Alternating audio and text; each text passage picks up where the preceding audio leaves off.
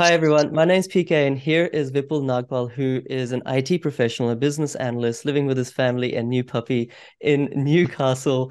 And he's a really good example of someone who's bought their principal place of residence, but bought it using data and used the equity from that strategic move to build a property portfolio. Now he has three properties, including his principal place of residence. Had he bought principal place just, emotionally, he wouldn't have these two properties as investments as well. So in this episode or in this video, hopefully we can go through his overall strategy where it can then help you guys think about, hey, should I build a property portfolio first, rent vest, or buy your own place to live and then use the equity to then build that out? We might talk about things like renovating interstate, which he's done. We might talk about things like challenging bank valuations, which he's also about to do. But I would say Vipul is quite an experienced property investor, and obviously I'm very proud to call him a client. So hopefully there's a lot of value in this episode. And Vipul, big congratulations, of course, for everything you've achieved. Thanks, Vicky. Thanks for inviting me here. Yeah, I'm really glad to be here. No, I'm glad to have you finally. We're recording this on 6 p.m. on a Monday, so I'm sure Vipul is very tired. But I really appreciate your time. Let me just introduce your properties real quick. So I'll just skip over the principal place, but we'll get to that in a second. But your first investment property, that one was in regional Queensland, bought for $385,000. The rent is 530, so that yield is 7.2%. And you actually did that using equity from your principal place of residence. Like you only use $25,000 of your own cash to buy this $385,000 property. So, that just shows the power of leverage. And of course, it's performing really, really well. And then you diversified outside of New South Wales, outside of Queensland, over to WA, buying in, I would say, a little known suburb. Not many people were in this suburb at the time. You used data really cleverly to get in there with almost no competition. Bought for 412. Once again, the yield is about 6.2% on that property, and the valuation was a little bit higher than what you'd bought it for. So once again, brick and tile property, and that allowed you to buy three properties in 14 months. So, overall, the journey, I would say, is not just starting. You're kind of maybe in second or third gear, a little bit more to go. But I guess the first question I can maybe start off with, Vipul, is like if we just track back, all the way back to before you had your principal place, what sort of, I mean, if you're living in Sydney or living in Melbourne, most people are just like, okay, let's just buy our principal place where, there's good schools where we can raise a family. What kind of made you think, hey, let me actually use data, let me do things a bit differently? Sure, sure. I'll just give a summary of my journey. So me and my wife migrated from India in 2019, exactly 4 years back from now. Um, it took a couple of years just to find our feet, get settled in a job, uh, understand where do we want to live. So we were in Sydney at the time. We moved to Adelaide for a few months, then moved back to Sydney.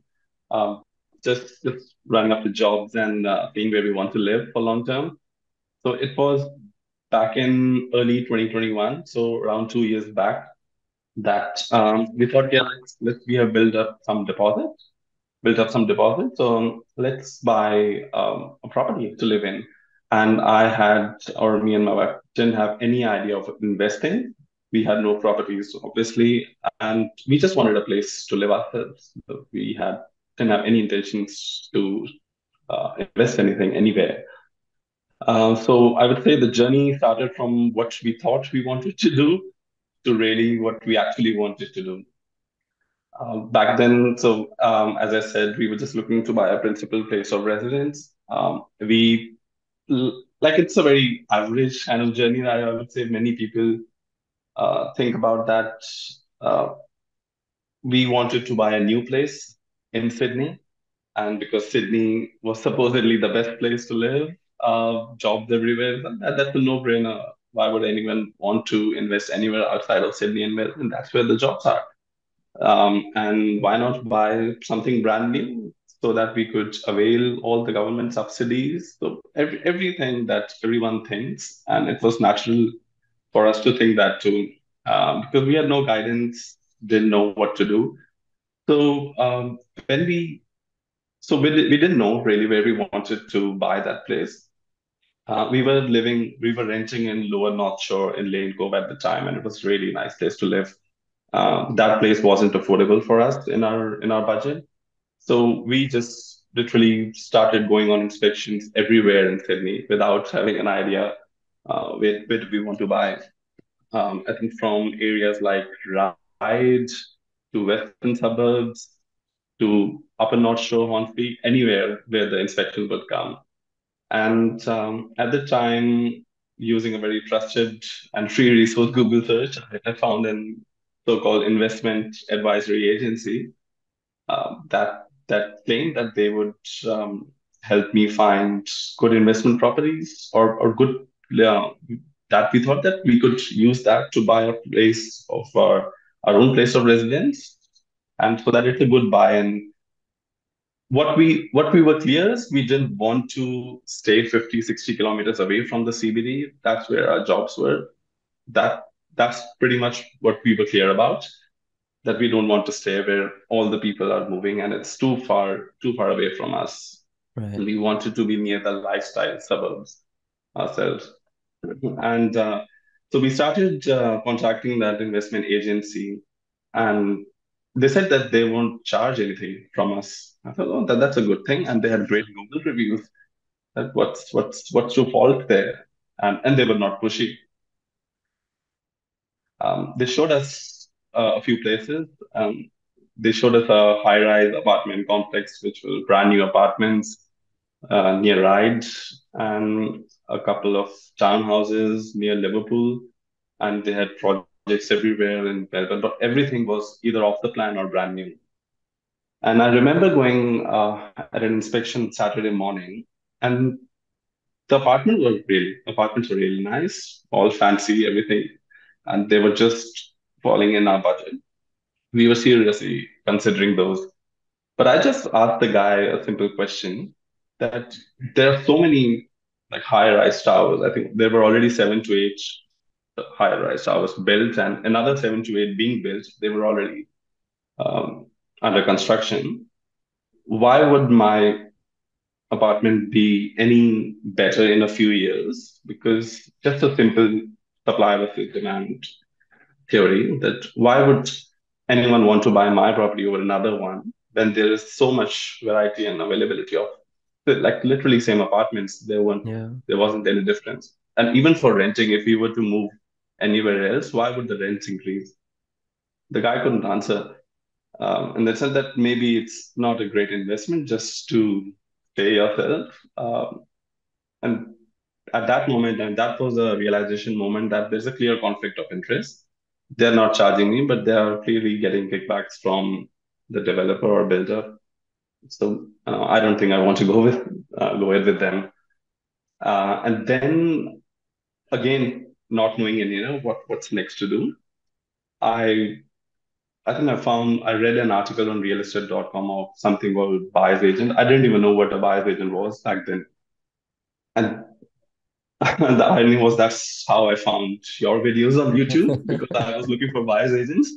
Okay. So yeah, that's the truth. And then I started going through your videos and understanding concepts like what's an LVR, equity, interest only loans. Like I didn't have any knowledge about these basic terms. Spent around, I would say, good 2 months looking at your videos, digesting the concept of rent vesting, and then realizing that Sydney probably isn't uh, a good value for money place for us to invest in, and we could buy something half the price elsewhere with a decent block size and live where we wanted to in Sydney. So that's and finally I spoke to you and bought the course. So that's where we were at that time. And we were getting ready to buy an investment in Adelaide. Adelaide was so hot 2 years back. We had even shortlisted some of the suburbs, but then my own job situation changed. I got a job in Newcastle.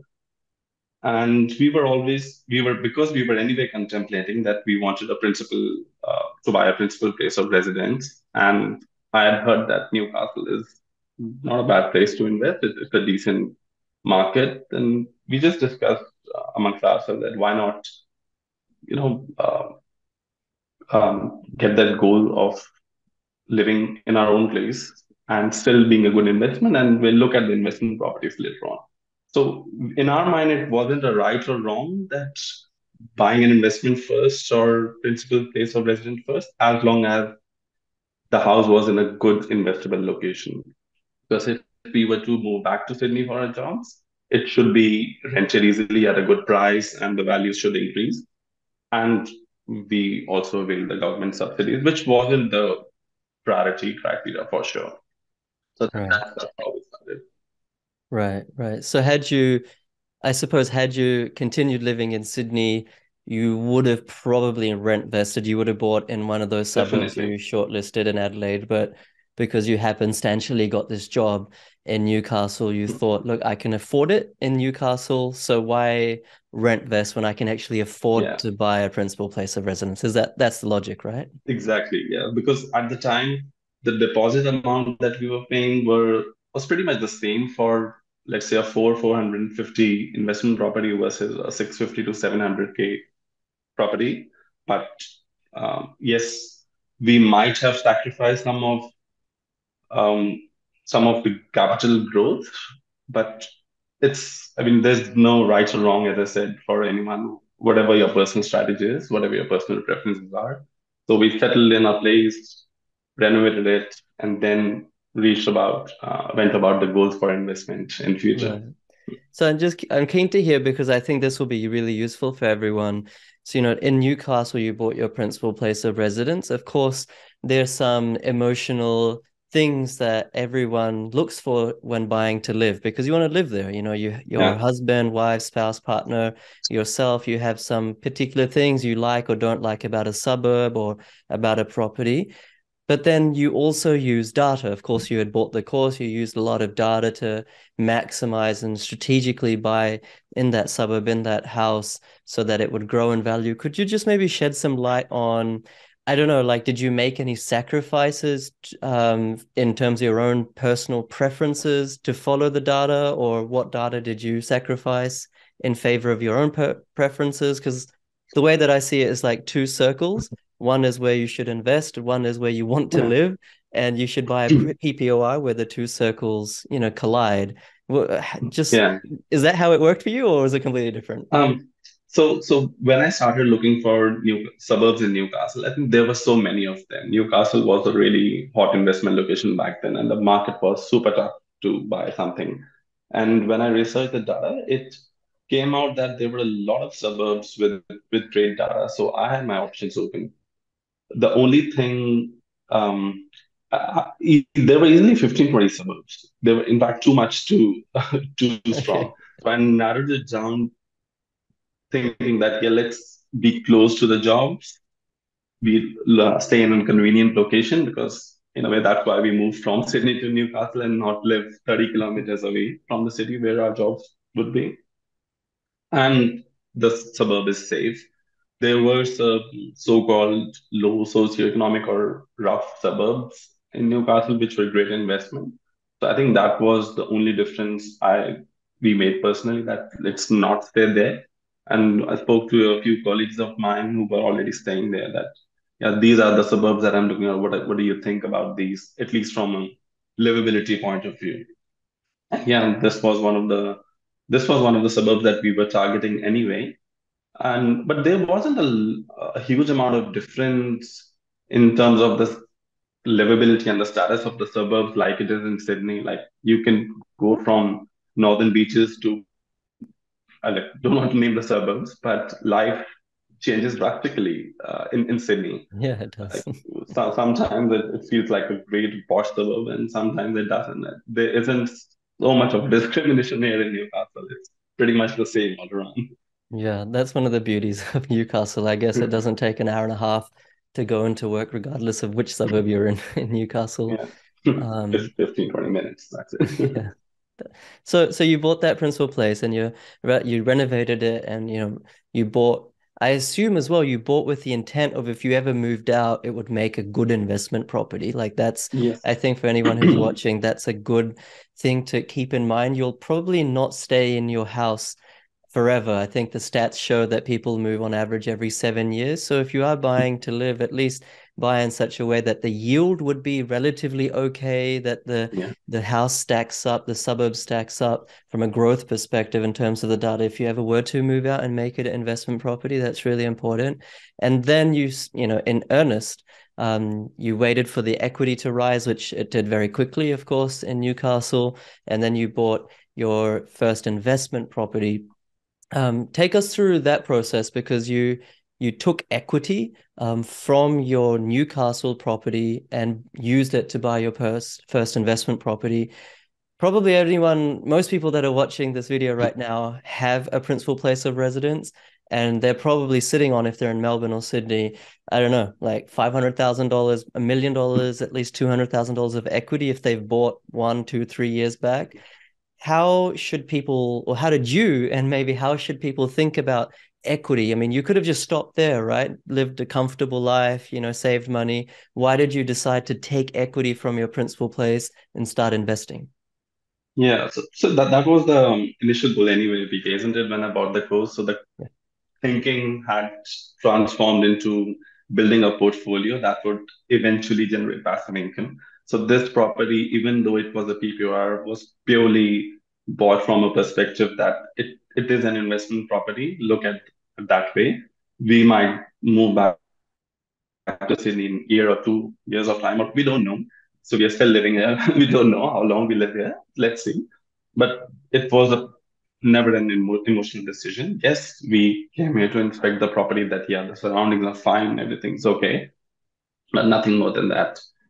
And using equity, I think so.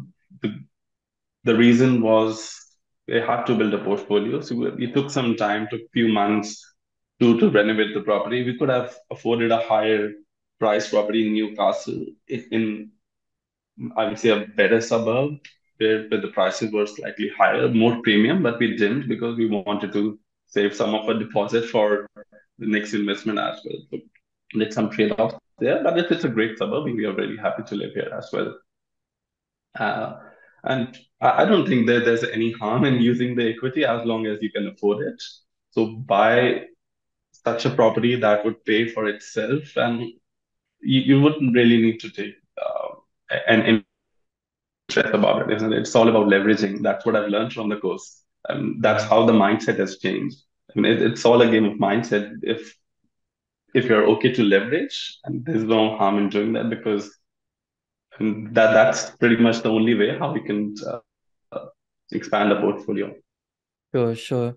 No, 100%. And the 7.2% property that you did end up buying in Queensland and regional Queensland was, of course, basically, I would say not quite paying for itself because you did take equity. So the loan amount is a bit higher, but that's basically about as high yield as you can get these days in good suburbs.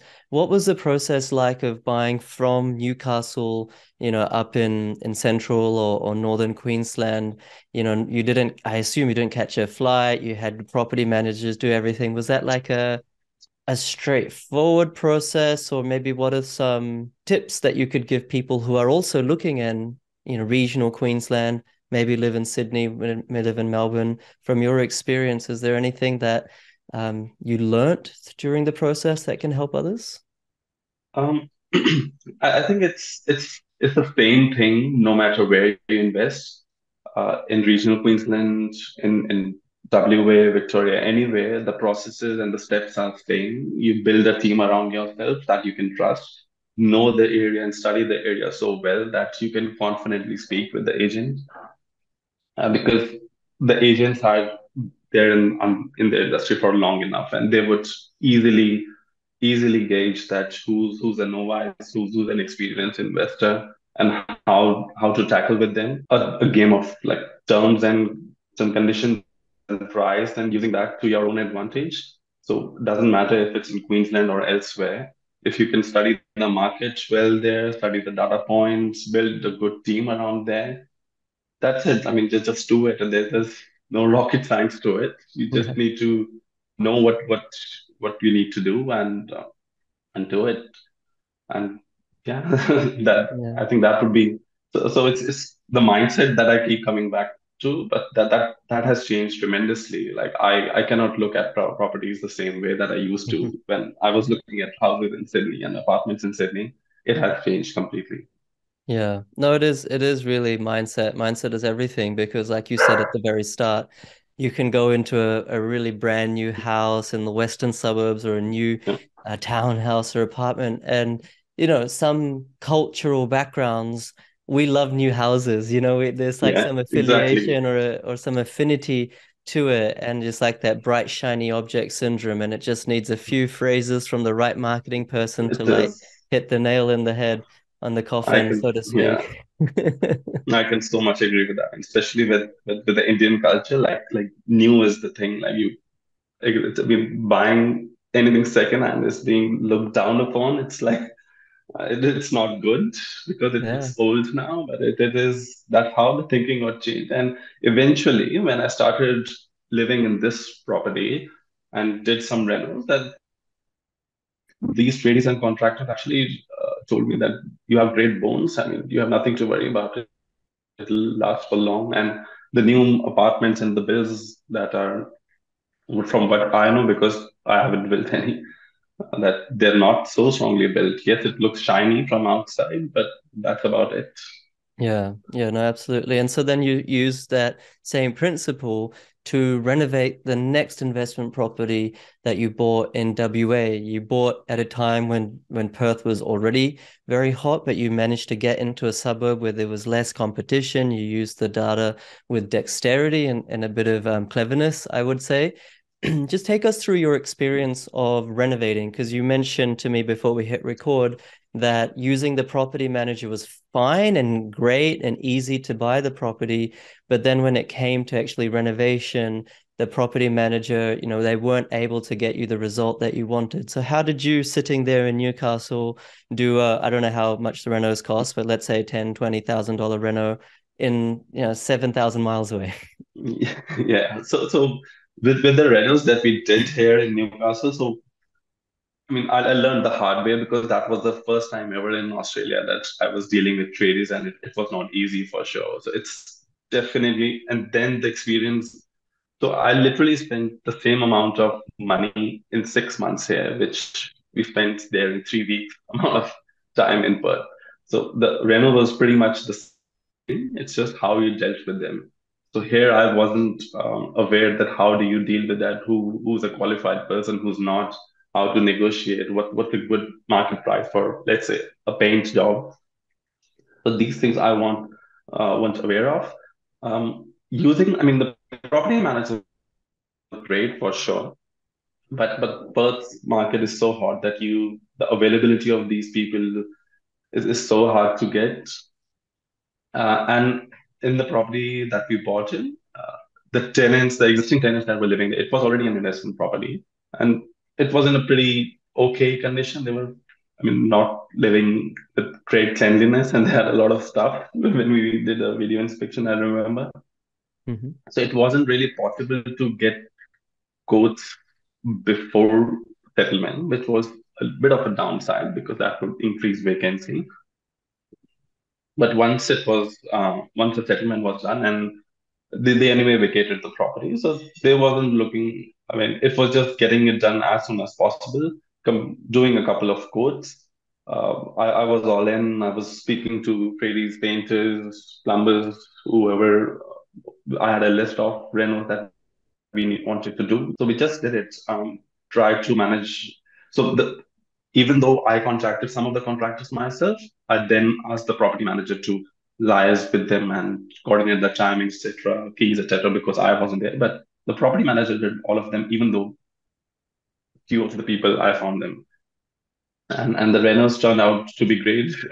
The property manager was hugely impressed that yeah, the house looked okay before that, and now it looks great, and that's why it fetched good rent.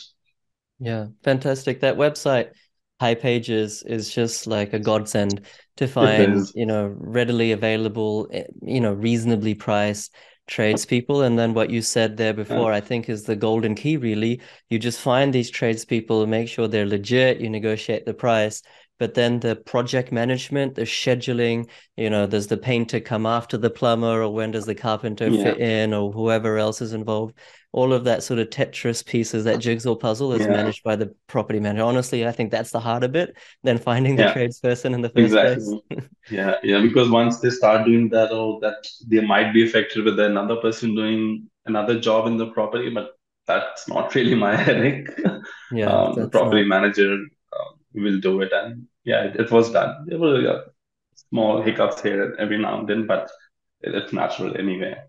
Yeah, and you got in at the right time, because now that suburb, like you were saying before as well, has become very, very hot. Prices are edging upwards in a really strong way, as are the ones the house that you bought and the suburb that you bought in regional Queensland. So I just thought we could finish off by just discussing, as you were telling me before we hit record, this concept of challenging the valuation. The mortgage broker has already suggested to you that the valuation is more than what you paid for in that regional Queensland property. I mean, you just bought it very, very recently, so that's a good sign. But actually, you're willing to challenge that. I think this is something that I've never really talked about. So maybe you can educate all of us on what is unique about that house that is allowing you to challenge it, or at least allowing you to think about it, and then how you'll Yeah. actually go about the process of challenging the bank's valuation. Yeah, sure. So I haven't done that. I'm in the process of doing that. So hopefully that turns out well. So only then the advice could be truthful, but never hurts to try. So that the regional Queensland property already has a formal higher bank valuation. Not a great amount, but it's still an increase, and it was what just what 4 months back. So didn't expect anything else too, but that's fine. But I've been tracking the comparable properties being sold in the area very, very closely. And so this property has an extra bedroom, which wasn't really categorized in the sales listing. So it was categorized as a three bedroom, but it actually has four bedrooms, which they call it as a games room or a rumpus room, whatever it is. But it is really a bedroom, and it is being used as a bedroom by the tenant. So I'm just trying to understand the legalities and the technicalities of the how the configurations are there in Queensland, and speaking to the mortgage broker, and she has suggested that why not you just give me a details of the comparable valuation that you think are told higher, which are more relatable to the property, and we'll go to the bank with that. So I'll be doing that pretty soon in a week or two.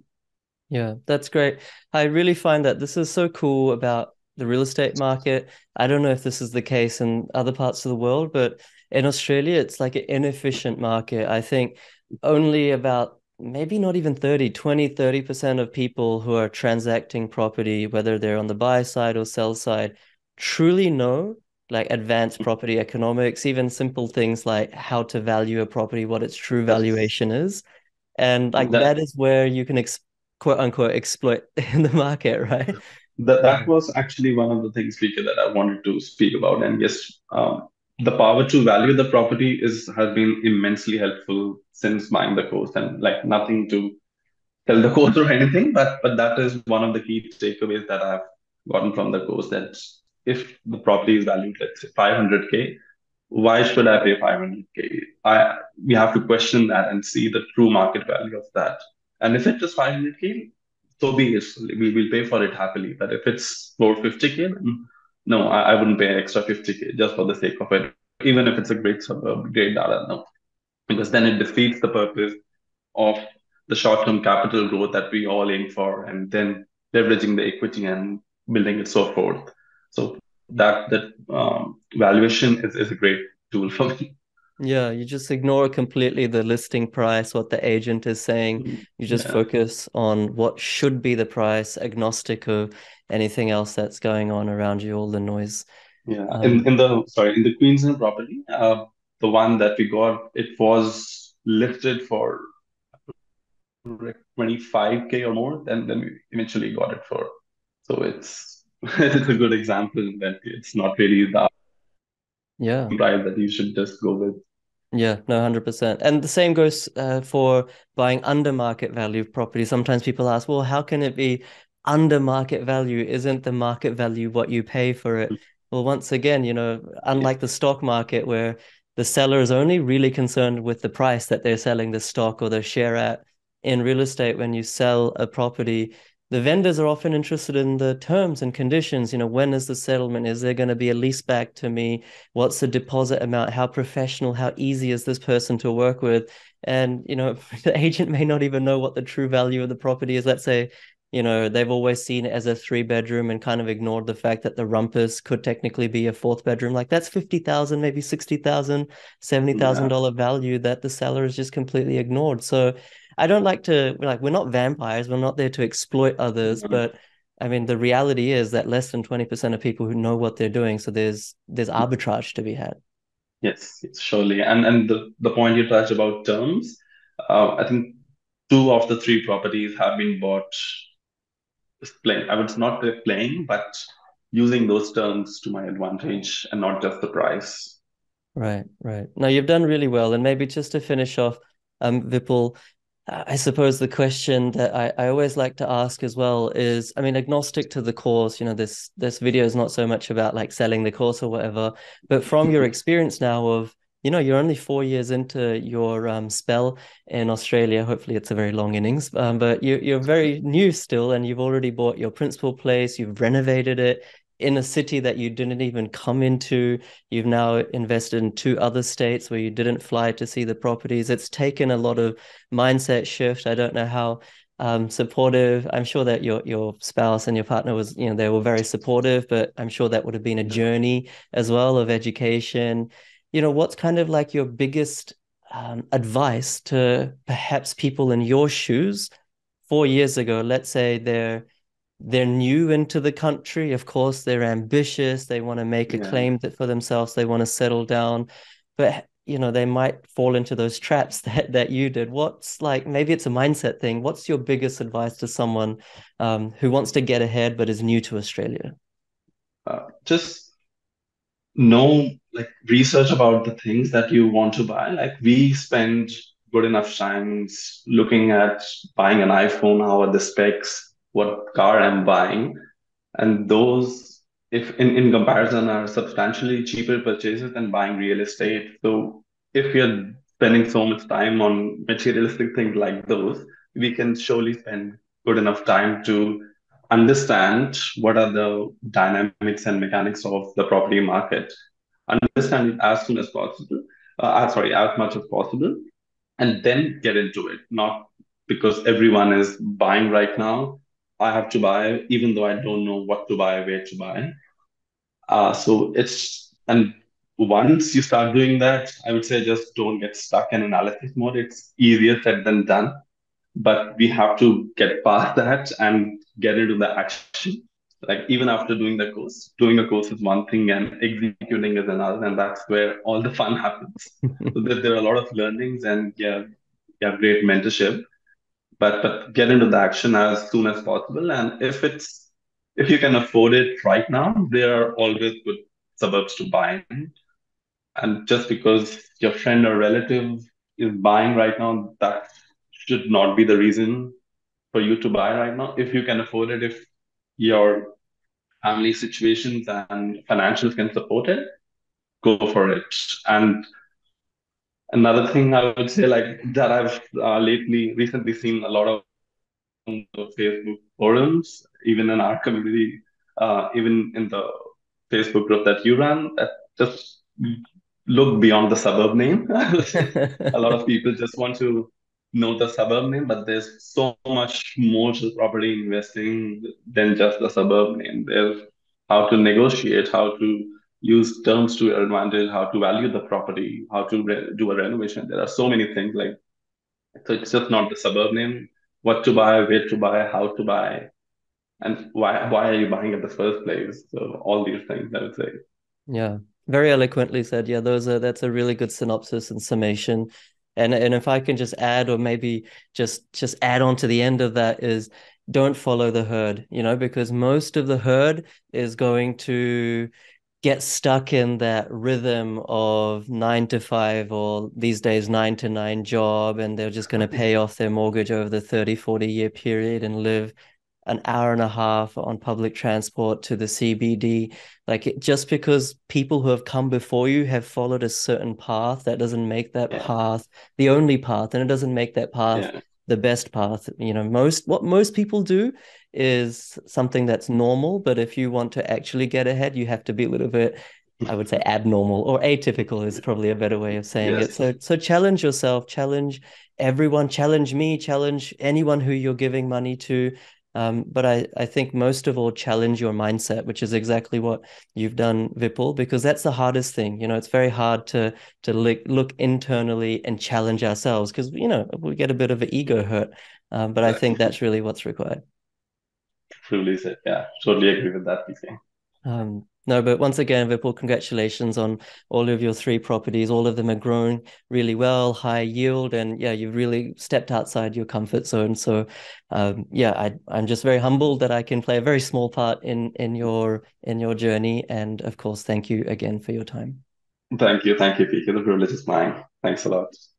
And thank you everyone for watching and listening. Hope you got a ton of value. I'm just trying to bring you in as much of a non-sales and marketing way, just like real people, real stories, that hopefully serve to educate you and inspire you. There's more than 100 of them here on the playlist, client results playlist on YouTube as well. Please go through them, whether or not you're looking to do the course, because it can kind of really save you hundreds of thousands and make you hundreds of thousands just from the tips and tricks that all of these clients are sharing. So thank you for being with me. Subscribe, and I'll see you next time. Thanks again, Vipul. Thanks, PK.